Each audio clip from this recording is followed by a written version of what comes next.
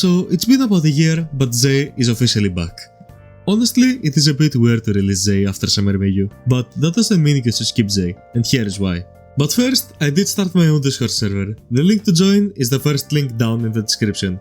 Now for Jay, he has some pretty funky stuff going on for him. The more important things to note here are two of his passives, Jumpstart and Starving Wolf. Jumpstart will give Jay 200 dart gates when the battle starts, which means whenever you get on a different stage on the quest, Jay will be getting 200 dart gates for himself.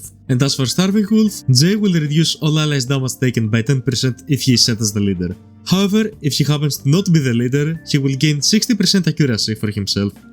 These passives are not the most broken thing you will see in the game, but they're pretty strong.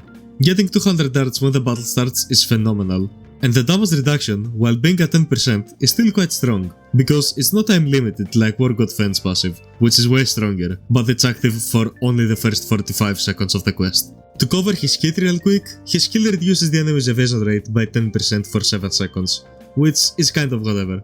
With his arts, Jay increases all water allies damage by 50% for 20 seconds, and additionally will increase all allies art gauge by 20 if you activate it in the first 2 minutes of the quest. With his true arts, Jay increases damage to enemy by 40% or by 80% if Jay is above 90% HP, which is a pretty decent buff.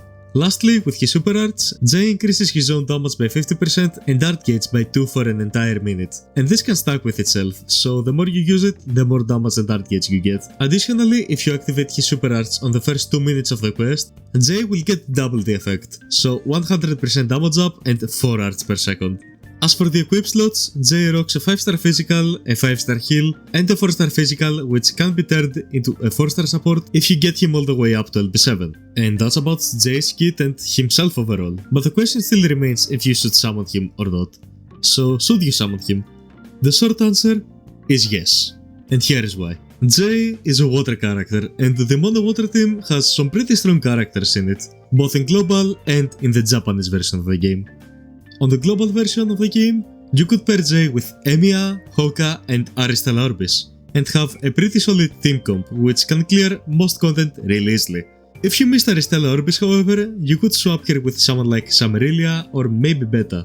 But Aristella Orbis is a better choice in the long run, not only because she can artgen, which despite Beta being able to do so as well, Aristella can increase all water allies damage by up to 300%, which is straight up insane. Outside of Mono Water, Jay can be used in farming sessions if you don't have Summer Miyu, because of his ability to increase his own art gauge by 200 when you enter a new stage. Mono Water and farming sessions are not the only places he shines though. In general, Jay is a pretty good character that can work in practically any team comp you place him in. And that's pretty much everything there is to it. Thank you all so much for watching. Be sure to drop a like, comment on your thoughts, and hey, if you're new here, why not subscribe to never miss a video just like this one right here. Once again, thank you all so much for watching, I hope you all did enjoy, and I will of course see you in the next one.